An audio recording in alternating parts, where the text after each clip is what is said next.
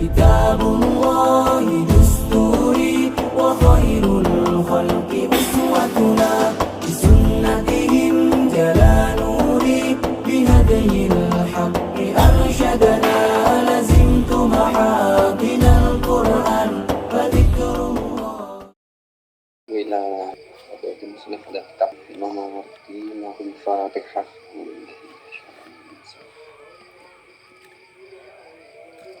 Ya kan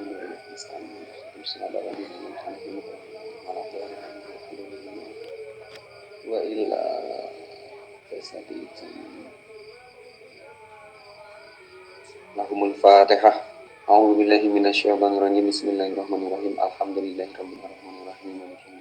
Iyyaka na'budu wa iyyaka nasta'in. Ihdinas siratal mustaqim. Bismillahirrahmanirrahim. Nawaitu ta'allumi linani ridallahi wa izalatil jahli anasi wa khairihi wa ihya'i dini wa syukuri nikmati Bismillahirrahmanirrahim. Nasihul alimi ai hadza utawi nasihul alimi oleh nasihati alim guru lil muta'alimi marang santri, cara menasihati guru kepada santri, murid dan mahasiswi dan semacamnya. Amin adabihim lan iku setengah saking adabnya seorang pengajar, seorang pendidik. Nashu utawi ngarepake bagus, nasuman utawi ngarepake bagusiman, alamahu kang ngulang sapa guru, sapa pengajar ing man. Ini tak bahasa Indonesia kan. Salah satu adabnya adalah bagaimana menasihati, berharap bagus, menasihati bagus kepada orang yang belajar kepada kita. Kemudian warifkulan alon-alon utawa alus. Ini bisa dimanani alus, bisa dimanani alon-alon. Artinya jangan membentak. Bihim kelawan man, jangan membentak, jangan keras-keras ya kan. Kecuali kalau memang kita sudah tahu akrab betul dan tahu kadar santri kita ya. Misal kayak Gus Bahak sama Rukin ya kan. Gus Bahak sama siapa lagi tuh muridnya itu kan. Kita udah akrab dan tahu betul, dan santrinya itu kayak terserah lah. Sebagai guru memang adabnya bersikap rifku, tapi di sisi lain sebagai seorang santri ya menganggapnya pokoknya manut guru, bagaimana mau ngapa-ngapainnya ya kan. Tapi sebagai seorang santri kita manut kepada guru mau di apapun, tapi sebagai guru ya sebisa mungkin bersikap halus, rifku. Makanya banyak orang yang namanya Rifki. Orang kok namanya Rifki kok orangnya keras, lah itu perlu dipertanyakan. Alon atau alus bihim lawaman watas hilu sabililan gampangake dalan, mempermudah dalan, mempermudah metode alih mengatasi man. Maksudnya metode belajarnya itu dipermudah, jangan terlalu sulit-sulit, jangan tepat. Nah, kemudahan ya jangan kok merdeka belajar, wong belajar terjajah aja gak ada belajar, apa meneh merdeka belajar ya saya gak belajar nih. Babadul masjudi lan nyerahake antusias, nyerahake kekuatan, antusias, totalitas firifdihim ing dalem nolong man, nolong si santri tadi ya, man tadi ditolong, antusias mengajarnya kita.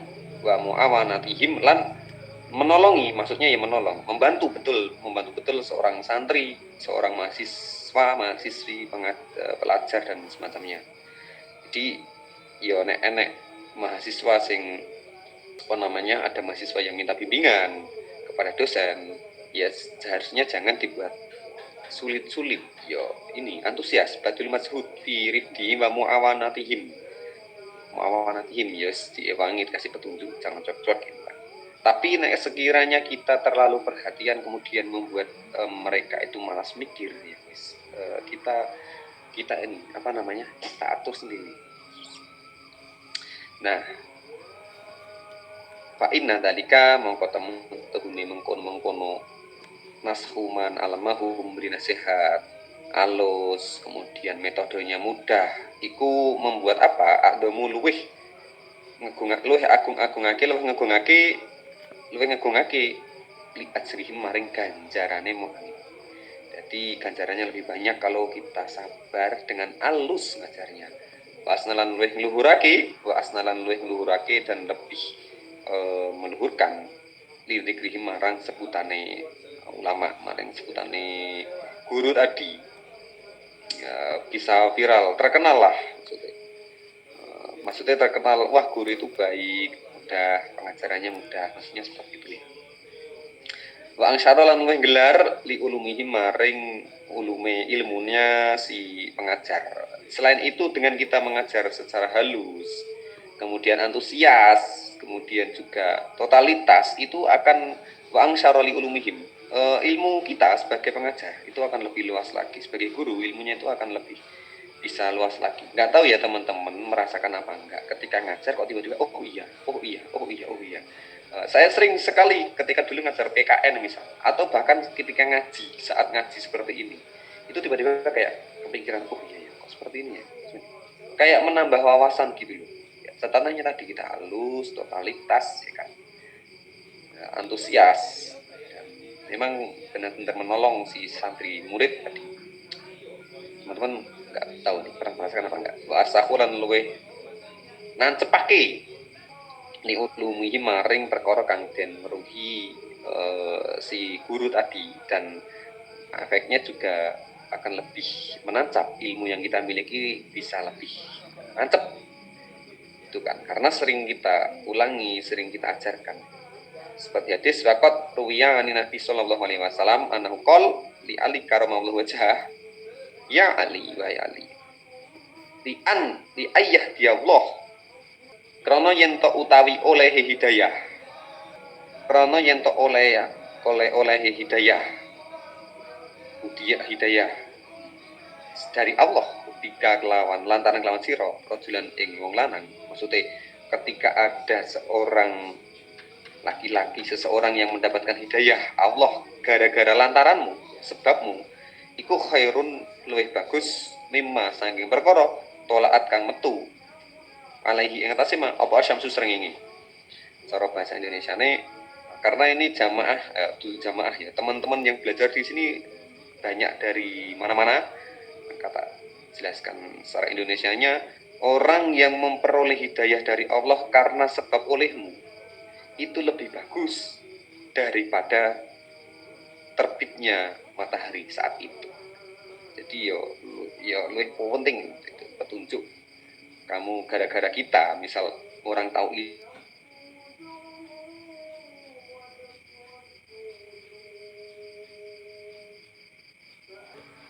markasnya Jepang, datang ke sana, akhirnya senjatanya orang-orang Jepang tadi diambil, oleh santri Lirboyo dan dibawa pulang, ya kan? Jadi pulang gitu dapat senjata. Nah, beberapa selang kemudian santri Lirboyo itu juga mengikuti resolusi jihad yang dilaksanakan di Surabaya, ya kan? Batas sekian kilo dari Surabaya itu berangkat Mahi Mahfuz itu, kalau nggak salah ada 98 santri itu. Nah, kenapa kok santri Lirboyo itu begitu disegani? Ya jelas, karena santri Lirboyo itu disegani karena terkenal. Ketika yang lain pada bawa ketapel, bawa pedang, bawa arit dan semacam, santri Lirboyo memakai senjata-senjata yang dibawa setelah dirampas dari Jepang tadi.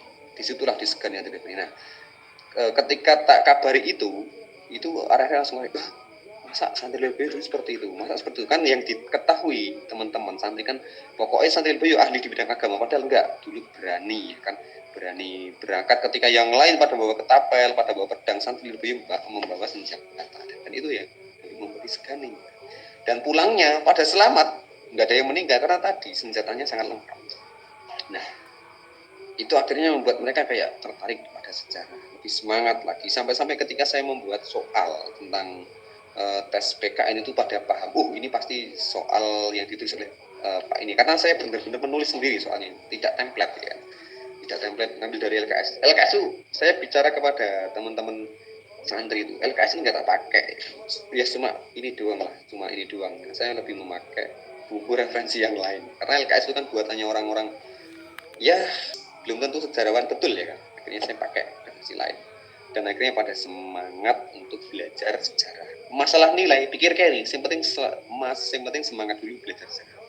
Yang tak ceritakan bagaimana kemudian santri Lirboyo menemukan pencak dor, ya kan, sebagaimana pesantren kok bisa mewadahi wadah berantem antar pendekar itu ya lirboyo, makanya jadi rame.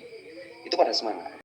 Sekarang adalah bagaimana tantangan teman-teman menemukan ciri khas bagaimana bisa membuat orang-orang itu cinta terhadap ilmu, santri-santri cinta terhadap ilmu. Itu yang paling pertama. Nah, masalahnya adalah ketika kita memberikan ketika sebagai seorang guru memberi ilmu, kadang yang diterima seorang murid adalah hati, bukan ilmu. Nah, itu yang masalah. Wazudilan keting fima yang dalam perkara daihim ing sandingi guru. Wasti merodalika utawi langgenge mengkono-mengkono layang biru, kemudian membuat pesimis mengajak dan lain-lain tadi. Iku mufdin nakaake ila ingkirodil ilmi marek antai ilmu bingkirodihim kelawan matine seorang guru lama. Pokoknya jangan menakut-nakuti. Piye carane pertama iku dibuat pada bangga, dibuat pada suka terhadap ilmu dulu. Wis gak usah pinter, piye ben pinter enggak. Yang penting do seneng. Nah, nanti kalau sudah senang terhadap ilmu, wis lah, orang kalau sudah cinta tahu sendiri seperti apa kan. Kayak apapun dilakukan. Fakot ruwiya maka teman-teman dan riwayatake Nabi sallallahu alaihi wasallam qol Allah unabi hukum ana toh cara penak ngene, bukankah kami sudah menceritakan kepada kalian semua apa toh yen to ora musritakake sapa ing sira kabeh bil fikih kelawan fikih bil fikih kelawan fikih kulal fikih kelawan sampurnane ilmu fikih. Bukankah saya itu kan Nabi ngendikan, bukankah aku iku wis nyeritakne ning awakmu? Bukankah saya itu sudah menceritakan kepada kalian bagaimana fikih yang sejati, fakih yang sejati, yang benar-benar sejati? Qalu jawab sahabat balang nggih ya Rasulullah. Bener ya Rasulullah. Qala ngendikan sinten Kanjeng Nabi, man yaiku man wong lam yukni tu kang ora mutus asake ana sae menungso min rahmatillah saking rahmat Allah taala. Wala ayishim lan ora apa jenenge mutus asake in rohillahi saking rahmati Allah. Wala yata lan ora ninggal sapa man Al-Qur'an ing Qur'an. Sebagai Kanjeng Nabi, bukankah aku tahu menceritakan kan pada dirimu bagaimana seorang fikih yang sejati? Nah, orang fikih yang sejati adalah bagaimana seorang ulama yang tidak membuat putus asa seorang manusia dari rahmatnya Allah dan tidak membuat putus asa kepada manusia dari kasih sayang Allah. Jadi ulama itu ya bagaimana fikih itu ya menerangkan bahwasanya rahmat Allah itu luas. Ini yang dilaksanakan Gus Baha. Ini dalilnya Gus Baha. Seperti ini. Fikih sejati ya bagaimana membuat orang-orang itu bisa optimis untuk mendapatkan rahmatnya Allah. Jadi orang materi seksa kubur, terus sekali-kali dikasih tentang bagaimana kita itu optimis menghadapi kehidupan dunia yang semakin seperti itulah, semakin bengis ini ya kan. Walayata lan orang ninggal soman Al-Qur'an ing Qur'an, dan bagaimana seorang alim itu tidak membuat orang-orang meninggalkan Qur'an.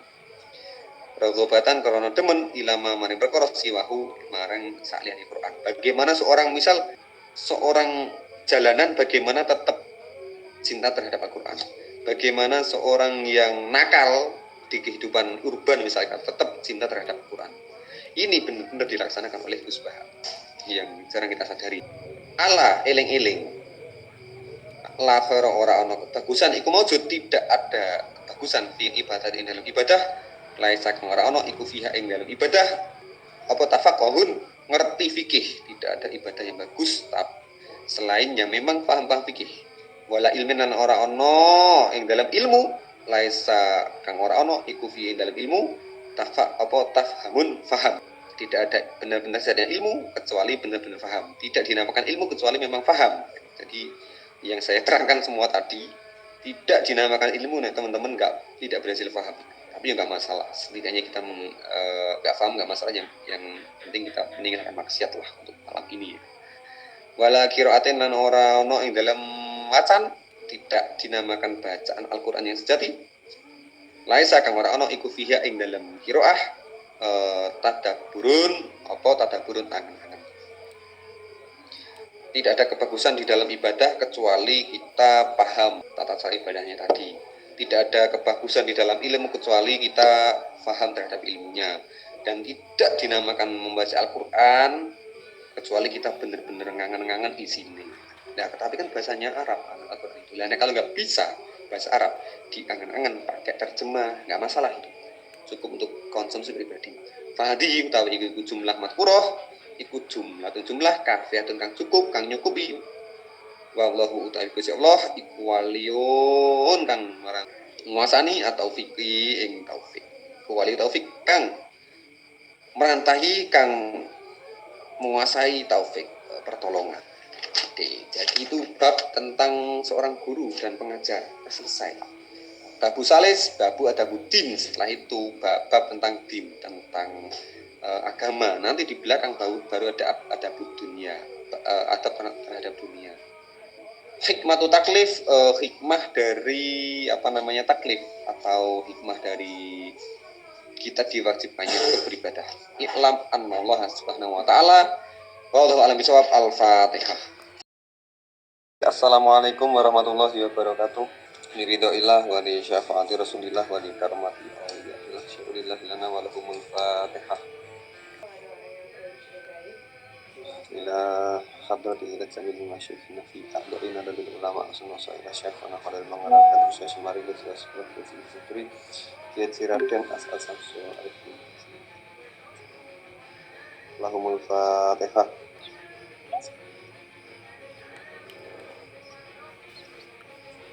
Wa ila hadrati ila jamil masyikhina fi mahadir biyus nusar bujur barik kisah tiga cinta mengenai khusus mencintai apa pun sebenarnya itu Lahumul Fatihah.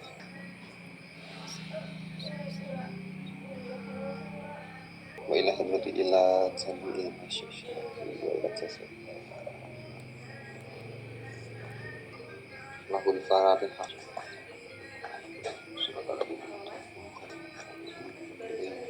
Bismillahirrahmanirrahim. Nama itu ta'alumi linaili ridhallahi wa izalatil jahli an-nafsi wa ghairihi wa ini syukurina nanti biniyatis terima-terima. Bismillahirrahmanirrahim. Hikmatut taklisi al-babu salih al-babu tawitot aspanisi kang kaping 3 iku babu adabidin, bab tentang adab-adab etika kita dalam beragama. Hikmatut taklifi sebab ayhala utawi sebab itu dikatakan ditawi mesti taklif, hikmahnya taklif atau filosofi ya, bisa dikatakan filosofi dari taklif. Taklif itu bahasa Jawanya merti kena bahasa Indonesianya di beban, semacam beban atau tuntutan. Taklif itu tuntutan, kayak semacam tuntutan gitu. Filosofi tuntutan, hikmahnya banyak sebuah tuntutan. Tuntutan untuk apa? Untuk ibadah. Jadi taklif bisa dipahami sebagai ibadah lah ya. Kenapa kita disuruh sholat dan 5 rukun Islam itu? Nah itu hikmahnya apa aja? I'lam.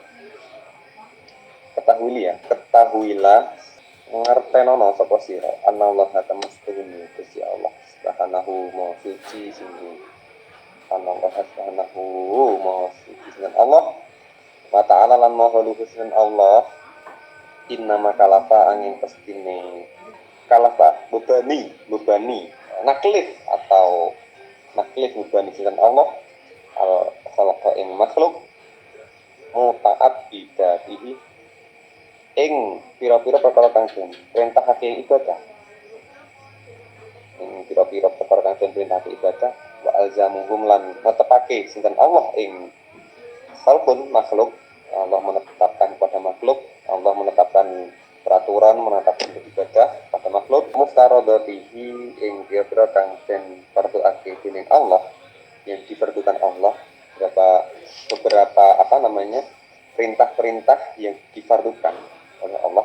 Ba'asalan ngutus sinten Allah ilaihi marang makhluk rusulahu ing pira-pira utusane Allah.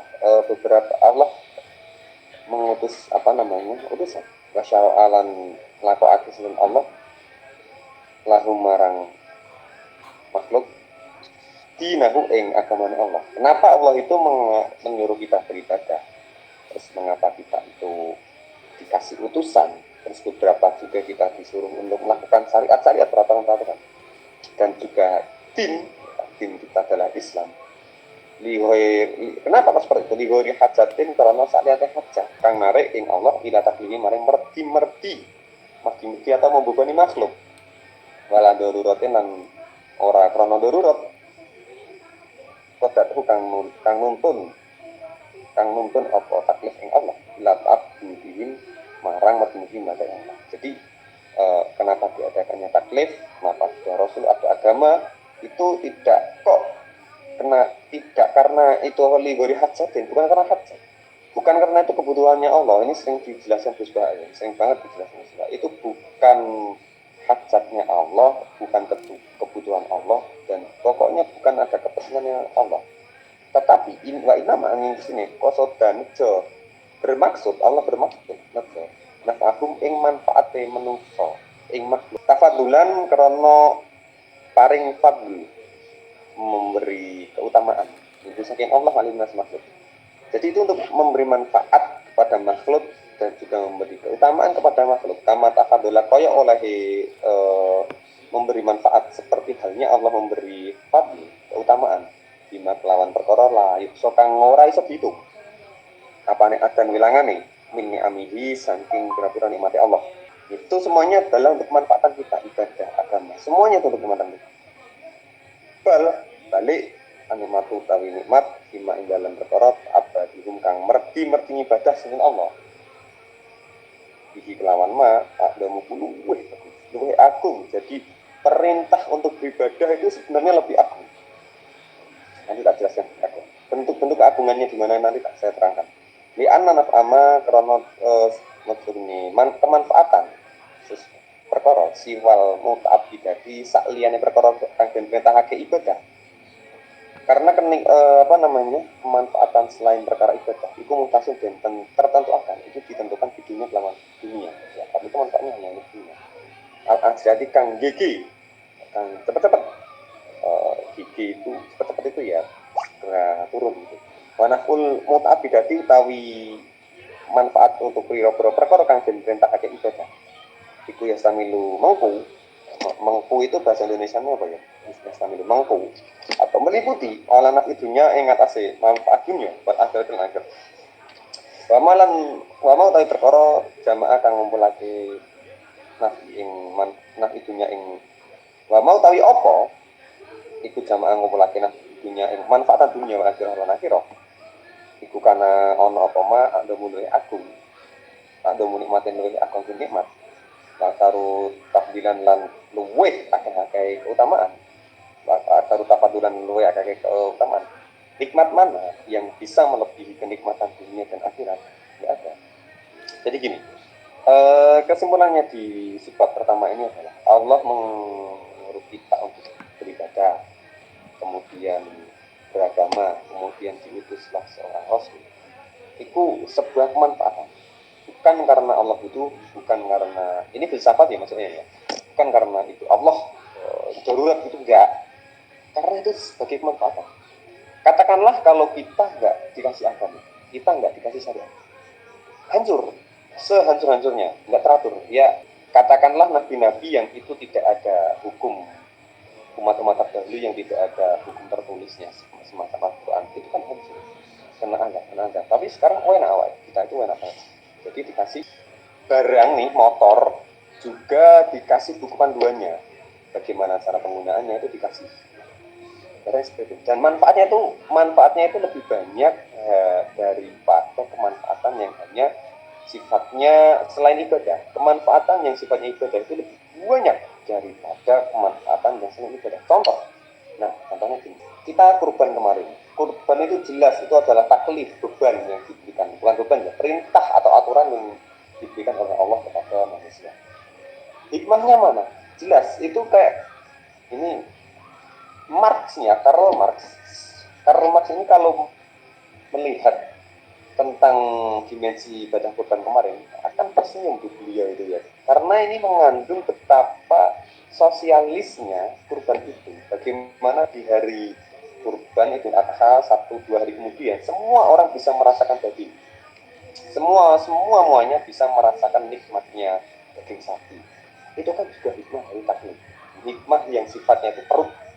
Nah, kemudian di sisi lain ada lagi zakat misalnya. Bayangkan kalau tidak ada zakat, itu wong sing sugih yo tambah sugih, sing kere ya tambah kere. Tapi adanya zakat ini akhirnya khud min amwalihim sedekah, ambillah zakat dari orang-orang yang kaya itu. Akhirnya kan dengan adanya zakat, betapa teman-teman coba buka di Basnas itu berapa zakat yang diperoleh, kita bebani, kita tarik orang-orang kaya itu diambil zakatnya. Cuma masalahnya zakat belum maksimal. Dulu zakat bisa efektif itu di zamannya Khalifah Umar bin Abdul Aziz. Sekarang dulu punya Baitul Mal, sampai dulu itu bingung mencari mustahik itu bingung, mencari mustahik yang mau menerima zakat itu bingung dulu zaman dulu. Nah sekarang kebanyakan masih mustahik, yang muzaki masih sedikit. Sholat apalagi, sholat itu kalau diambil dimensinya juga manfaatnya luar biasa. Kita bisa mengatur waktu pagi. Ini bukti-buktinya banyak banget tentang sholat ini, tentang kemanfaatan terhadap jasad, terhadap mental, ya. Dimana kita pagi prepare kita untuk ibadah, setelah itu nanti siang karena di tengah-tengah aktivitas yang keras kita disuruh refleksi dulu, istirahat dulu, mengambil jeda dulu. Kemudian sore setelah itu, setelah kerja, kemudian maghrib, isya, dan malam istirahat. Ini luar biasa hikmahnya dari sholat. Hikmahnya sangat banyak sekali. Jadi urutan dari ibadah adalah keyakinan dulu. Urutan dari taklif adalah keyakinan dulu kepada Allah, yaitu melalui syahadat.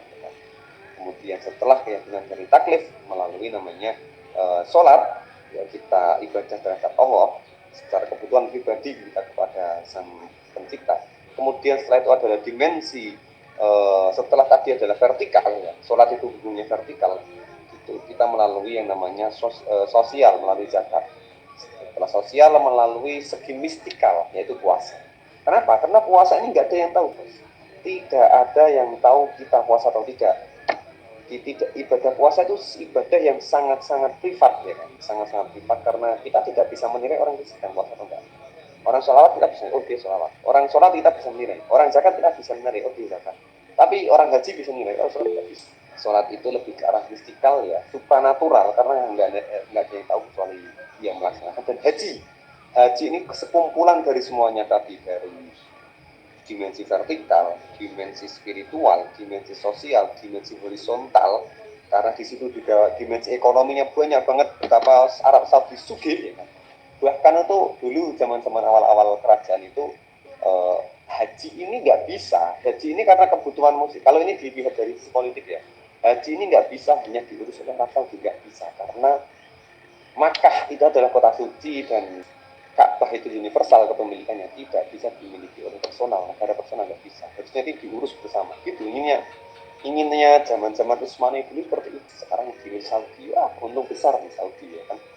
Coba teman-teman bayangkan, coba cari kepanitiaan yang lebih rumit dari panitia haji. Coba konser 1 hari 2 hari selesai, Piala Dunia 1 bulan selesai, haji itu bertahun-tahun dari berbagai negara.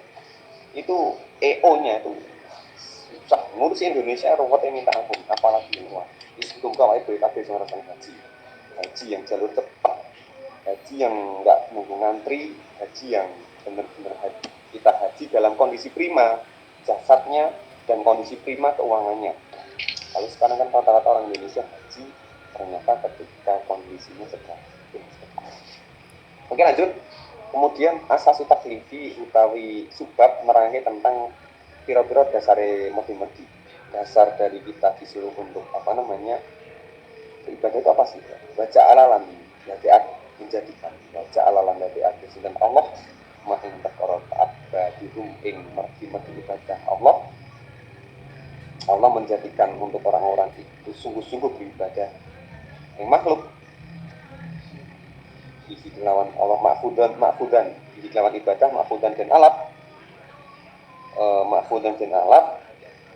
diambil min aklin dari aklan pas ingkang bentuk.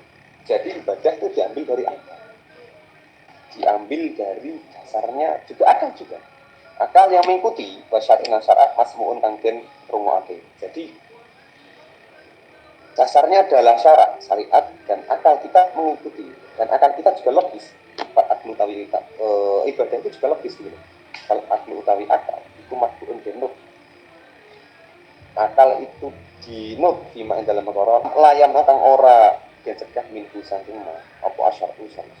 Akal ini bisa melogiskan syariat. Makanya banyak penelitian hikmahnya puasa, menyehaji, hikmahnya zakat, dan seluruh ibadah yang lain. Karena ibadah syariat itu memang logis.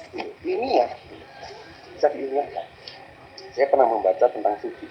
Tentang sujud itu orang yang sering sujud itu jadi di batuk, jabhatun, batuk bahasa Indonesia ini batuk ya boy. Pokoknya ini jabhatun itu ada sisi otak itu ada sisi yang tidak teraliri oleh darah, bukan darah, tidak teraliri oleh sel-sel tertentu dan hanya bisa teraliri ini ketika posisi kepala di bawah, posisi batuk ini ada di bawah. Nah, Islam, Allah sudah memberikan porsi supaya batuk ini berada di bawah, yaitu melalui sujud. Makanya cerdas-cerdas. Harusnya orang semakin sujud, harusnya itu semakin cerdas. Tergantung dia mau menggunakan kecerdasannya apa enggak. Karena otaknya ini terisi semua. Posisi ketika sujud itu kan konsentrasi peredaran darah ada di otak. Harusnya semakin banyak orang sujud, semakin cerdas. Nah, orang lah yang nggak sujud itu kan juga banyak, tapi juga cerdas. Nah, masalahnya adalah mereka juga punya gerakan sendiri, gerakan yoga, gerakan senam dua senam ini itu kan ya seperti itulah, bisa cerdas juga. Masalahnya adalah kita kadang cuma mengandalkan dimensi spiritual tapi lupa mengandalkan dimensi akal. Kita terlalu fokus pada ibadah kita lupa terhadap ilmiah. Makanya di pondok dulu saya pernah menjumpai betul di mana ada kamar tertentu yang itu terkenal kamar dukun, kamar yang isinya cuma untuk amalan.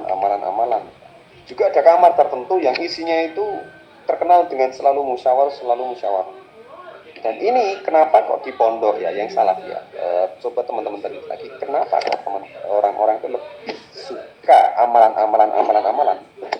Bahkan saya dapat cerita kemarin teman saya juga cerita dari teman saya, dia itu sebenarnya sudah kaya tapi seneng ngamal-ngamalnya dan untuk ilmu cepat akhirnya dia menjadi gila. Ini juga ada. Kenapa orang itu lebih suka dimensi amalan, dimensi ibadah? Karena kalau kita ibadah nggak perlu mikir. Sholat ya udah selesai, zikir ya udah tinggalnya kita.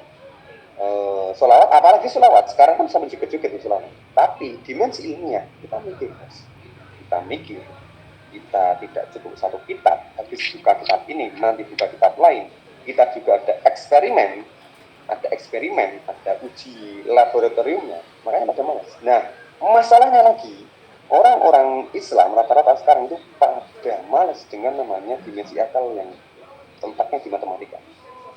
Malas pelajaran matematika, malas belajar berhitung-hitungan. Padahal hitung-hitungan itu sangat penting ya kan, yang dimana hitung-hitungan itu sangat disukai oleh orang-orang Israel. Misalnya di situ. Padahal dengan hitung-hitungan tadi kita bisa membuat teori trigonometri, bisa pakai Pythagoras, bisa pakai yang lain-lain, dan kemudian bisa menemukan pesawat untuk haji, bisa menemukan sistem perbankan supaya pembayarannya enak. Nah, itu yang mengembangkan orang-orang muslim. Kekalahan kita di sini. Makanya teman-teman, kalau nanti punya anak nih, coba latih sebisa mungkin berdampingan ketika membaca Iqra juga dipelajari hitung-hitungan. Porokapit, wah saya itu kemarin ngajari si Bojil itu tentang porokapit itu sulitnya minta ampun, sulit. Ternyata beda dengan zaman kita dulu yang bisa porokapit. Tahu porokapit kan? Yang pembagian. Dikenalkan sama angka-angka, jangan hanya sama kata-kata. Wasyar'u utawi syariat iku masmu'un cenderung fima ing dalam perkara yang maupun orang nyegah niku saking maaf apa. Jadi keduanya saling berdampingan. Syariat bisa diterima akal dan akal bisa menerima syariat. Li ana syar'a karena muslimnya syariat iku la yuradu ora tumeka bima kelawan perkara yang melakukan nyegah misalnya apa akal. Karena syariat itu tidak akan nyampai kepada orang yang tidak punya akal. Makanya ibadah hanya diperuntukkan kepada orang-orang yang berakal. Ibadah hanya diberikan kepada orang-orang yang berakal. Makanya kemarin ada yang nanya tuh di grup, ketika orang koma disuruh ibadah enggak? Lu gimana? Mau mereka enggak berakal loh. Ya enggak wajib beribadah ketika koma itu. Salah satu landasan rukun syarat sahnya ibadah, syarat sahnya sholat dan lain-lain yang pertama adalah berakal. Di ibadah manapun berakal, bahkan di sistem muamalah itu nggak sah kalau yang jual beli itu nggak berakal. Makanya sering menjadi perdebatan ketika anak kecil jual beli itu juga ada pendapat yang mengatakan nggak sah karena nggak paham anak kecil bisa ditipu. Jadi gitu ya teman-teman. Wal aku tawi akal iku layu tabau ora den anut lima ing dalem perkara layan kang ora nikah. Minhu saking apa satu-satu. Walidalika mongko krono seperti itu tadi dari sisi apa namanya akal dan syariat tadi di anasar ulayuratu bima yamna'u akal tawajjah dadi madhep apa taklif ilaman maling mana karena syariat itu tidak bisa nyampe kepada orang yang tidak berakal. Oleh karena itu tawajjah taklif ilaman kepada seseorang kamulakan sempurna apa akluhu akaliman. Nah, di sini yang merasa tidak berakal, wis gak usah ngaji. Gak berguna bagi teman-teman yang tidak berakal ya. Yang merasa tidak berakal. Jadi segala-galanya itu akal, teman-teman ya. Makanya kalau dibenturkan dengan sesuatu yang itu secara lebih perinci lagi, sesuatu yang itu memandekkan akal, sesuatu yang itu tidak mengembangkan akal, itu kita tolak. Misalnya kayak barokah, dimensi barokah, itu kan juga sulit. Roti biasa harganya paling itu 30.000 dapat. Tapi ketika dijilat dimakan harganya kemudian barokah 100, harganya jadi 150.000, itu kan juga nggak masuk akal. Dari mana itu? Memang ada nilai tambahan? Kan nggak ada. Tiba-tiba, apalagi kalau ternyata ada penyakit menular di situ, itu kan juga bahaya. Kayak bahas barokah di sisi, ambil aja barokah yang dari sisi yang masuk akal. Kita menolak barokah yang spiritual itu bukan berarti kita menolak barokah yang berakal. Barokah yang spiritual kan ya nggak ketok-ketok nih kan. Bekas gelas yai, rokok yai di gua, itu kita menolak, itu bukan berarti kita nggak dapat barokah. Banyak barokah yang lebih berakal lagi. Terus kemudian kayak misal taklif, kayak kenapa laki-laki hanya boleh 4 wanita misalkan, maksimal 4 ya karena satu aja kadang susah entah itu susah susah di bidang nafkah dohir, apalagi batinnya itu loh, kok gitu bisa-bisanya lebih dari 4 juga susah. Terus kenapa kok yang memiliki hak talak itu adalah laki-laki? Ya wanita itu kesenggol dikit aja sudah emosi kumpul, sudah ngambek kira karuan. Kalau talak itu ditaruh ke perempuan, wah betapa ini setiap RT ada pengadilan agama ini bisa-bisa ya. Jadi gitu. Makanya syariat itu sangat diterima akal. Dan makanya juga orang yang nggak berakal nggak perlu bersyariat. Makanya syariat juga hanya diberikan kepada orang-orang yang kamula akluhu, yang sempurna akalnya. Tablikur rasuli utawi ku nerangake datang oleh nekake rasul bisa tahu ing utusane rasul. Kenapa rasul itu kenapa diutus seorang rasul? Farsala mongko ngutus sinten Allah rasulahu ing utusane Allah bil huda lawan pituduh badinil haqi lan agama kang bener. Makanya ada istilah syar'u man qoblana. Dulu syariatnya orang-orang terdahulu. Makanya Islam itu tetap mengakomodasi pengembangan dari ibadah sebelum umat-umat sebelumnya. Misalnya kayak hajinya kok di Mekah itu kan memang dari dulu orang-orang itu berkumpulnya di sana. Terus kemudian kayak penyembelihan ternyata kan sudah dari zamannya dari zaman Nabi itu. Ada lagi banyak sekali yang saruman qoblana yang syariat itu mengambil dari agama itu. Ya Islam datang untuk menyempurnakan. Puasa sudah ada. Terus kemudian memanggil orang untuk berkumpul ya kan sudah ada. Kalau kita pakai adzan ya kan. Kalau nggak salah itu dulu di usulannya dari sahabat itu kalau nggak salah memakai kalau nggak salah ya saya ada yang nyuruhnya pakai api gitu mas kalau perintah surat. Itulah karena itu sudah digunakan oleh agama. Di Islam letaknya adalah menyempurnakan ikhtirohu supaya menjelaskan apa Rasul ing dinil hak kepada agama ala dini ngaras agama kulihi ya sekabehane din agama walau kariha senajan sengit senajan sengit itu meskipun membenci sapa al musyrikun nabi orang musyrik meskipun orang musyrik itu benci. Wah kok bisa-bisanya berhala ditolak, benci kan mereka, berhala nggak berlaku, kemudian apalagi yang nggak boleh, cuma boleh menikahi dibatasi maksimal 4, kemudian harus ada akad, terus kemudian disuruh puasa padahal suka party kan orang-orang Arab. Fabalaghuhum mongkon nekake sinten rasul ing makhluk risalah tahu ing risalah menyampaikan sebuah risalah. Wa alzamuhum lan netepake sinten rasul ing makhluk hujjah tahu ing hujjah petunjuk, memberikan sebuah petunjuk. Wa bayana lan mertelaake menjelaskan sapa rasul lahu maring makhluk syariat ing syariatahu ing syariatnya rasul. Apa syariatnya bagaimana? Coba kalau nggak ada syariat kan akhirnya bingung. Iya, salatnya ngadepin endi? Iki urip mateni wong gak apa-apa. Terus kemudian turu karo bojone tanggo gak masalah. Kan seperti itu. Maka dengan adanya Islam yaitu mengatur sedemikian rupa. Ada hukum yang kemudian menertibkan hukum. Utang gak dibayar gak masalah. Makanya kalau misalkan syariat itu dihitung, segi kepentingannya dihitung dari seberapa jumlah halaman diatur, maka yang paling di dalam Al-Quran ya, seberapa jumlah bahas di dalam Al-Quran, maka yang paling penting adalah tentang hakul adami alias hak kepada manusia, dan itu berupa hutang ya, berupa hutang. Karena apa? Karena hutang itu dibahas, saya lupa di ayat berapa, di surat apa, yang jelas itu saya pernah baca satu wajah, satu lembar itu khusus bahas tentang hutang. Begitu pentingnya Allah membahas tentang hutang. Masalahnya gimana kalau nanti kiamat Indonesia hutangnya masih banyak? Nah, kita bahas nanti di grup. Wa ta'ala lan maca sinan rasul alaihi wasallam makhluk kita tahu ing kita Allah lima ing dalam perkara ahla hutang. Ngalalaki sinan Allah wa haramu lan kemudian Rasul menjelaskan mana yang halal dan haram, abahulan mana yang lan mubahati sinan Allah ing wa hadaruhu lan menangake sinan Allah ing wastihbahahulan nyunatake. Istihbah itu sunah ya, mana yang disunahkan, wakarihahulan makruh ke sinten Allah ing mana, amara lan perintah sinten Allah dilawan ma, wana halan ikah sinten Allah anhu menjauh dari ma.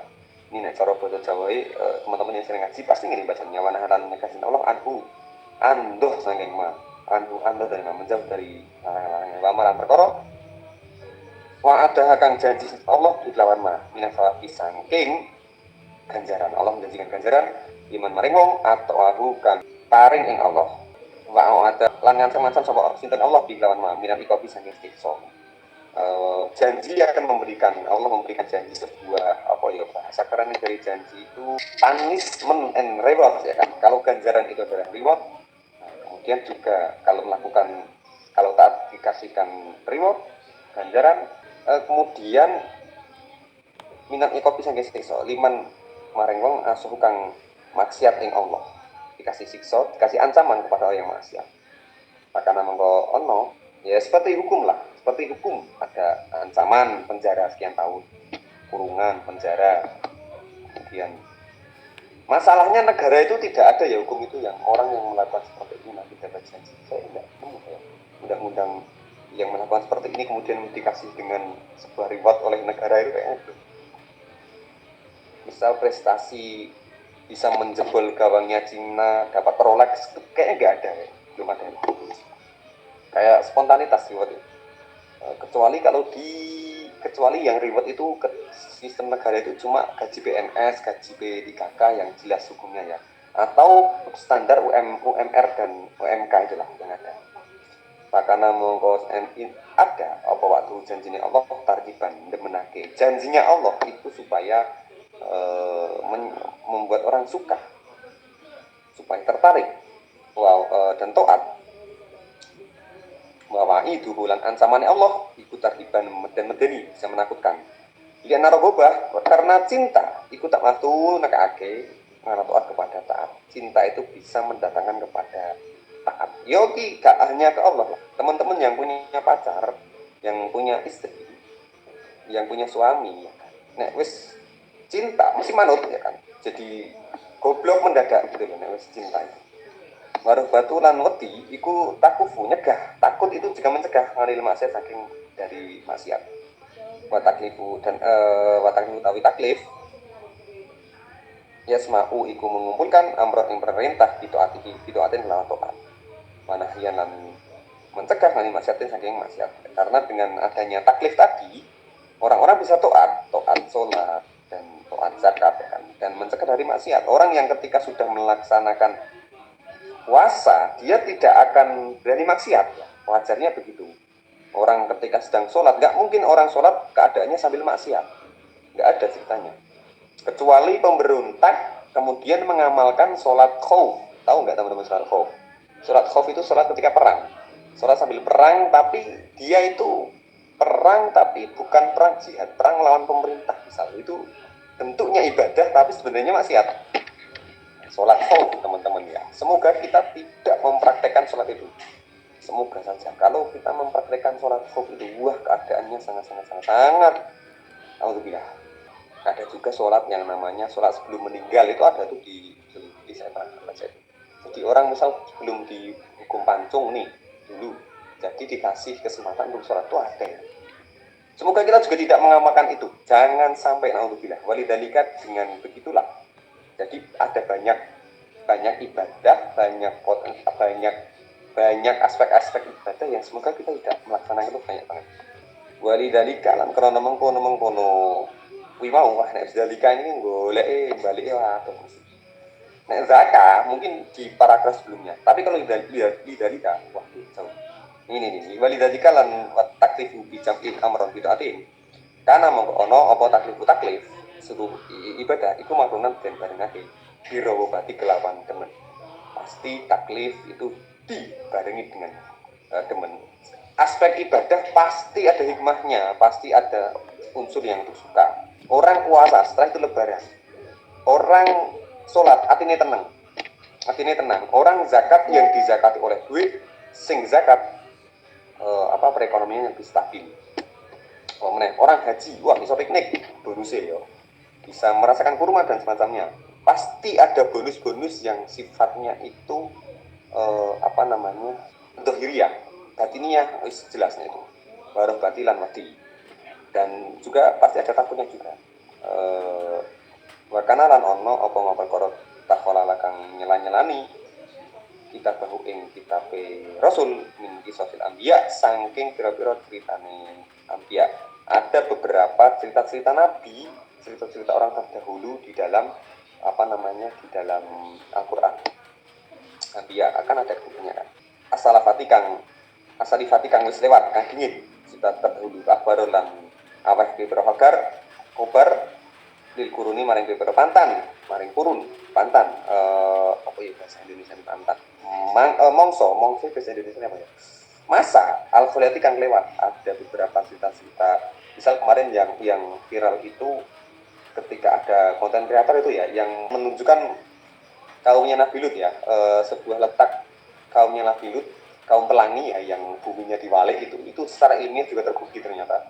Dan juga penemuan jasadnya Fir'aun di selat Red Sea, Laut Merah itu juga kurun itu akbaru li kurun al-Kholiyah.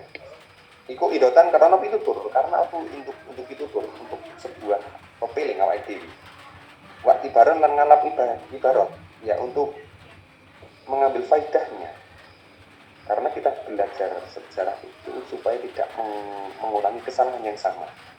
Takwa kang kuat ma'ahuma sartane idotan wa tibaron apa arah itu teman watasat lan tambah supaya menambah kita kecintaan kita watasat lan tambah lima kelawan idotan wa ibarotan arobatu apa misal kita nggak boleh sombong kita melihat raja siapa itu yang meninggal gara-gara seekor nyamuk doang itu karena apa dari kamu kon satu rasul min lutfihi iku sang mulasi Allah. Coba bayangkan bina kelam kita. Coba nek awake dhewe gak dikasih Kanjeng Nabi, bayangkan loh, kita gak dikasih Kanjeng Nabi sebagai utusan. Ora mari awake dhewe. Wong jaman jahiliyah wae wong wedok padha dipendem. Tapi zaman sekarang juga sama-sama dipendam itu perempuan-perempuan, tapi tidak jasadnya yang dipendam, mentalnya dipendam dalam-dalam, ditakut-takuti dan semacamnya. Bahkan sekarang makanya banyak yang open, alhamdulillah. Wa tafadhaluhu lan oleh paring fadlullah ala ing sekitar. Alhamdulillah tapi puji, mongko tapi puji iku lillahi tetepane Allah ala dikang nya namahu tapi nikmate Allah. Utawi nikmate ala di iku tuso ora iso dihitung. Ora bisa dihitung. Maksud utawi supaya Allah iku layu ora bisa den tekani. Wis kaya dihitung namanya Allah. Coba awake dhewe bernafas gratis oksigen ku nang rumah sakit sak tabung piro kan. Bayangkan ya toh. Pokoke ada syukur, dibalik kita banyak bersyukur juga banyak untuk tafakur. Cuma bersyukur doang nggak diselingi tafakur, ya udah gitu doang untuk kita. Alhamdulillah gaji 3 juta misal 1 bulan, ya udah. Tapi tafakurnya adalah bagaimana mengembangkan 3 juta tadi. Alhamdulillah nek udan, nek banyu, adem, nek syukur tok nggak jalan diselingi dengan tafakur. Bagaimana air yang ada dari hujan tadi bisa dimanfaatkan. Misal dikasih aqua, airnya dikelola menjadi pariwisata, misal dikelola menjadi yang bendungan, dikelola menjadi yang lain. Makanya syukur harus dibarengi tafakur supaya negara kita, kehidupan kita menjadi ayem, tentrem, subur, makmur, sarwatinahur. Bayanul musmali wa tafsiril muskili wa ta'ala bisawab al-fatihah. Kalamu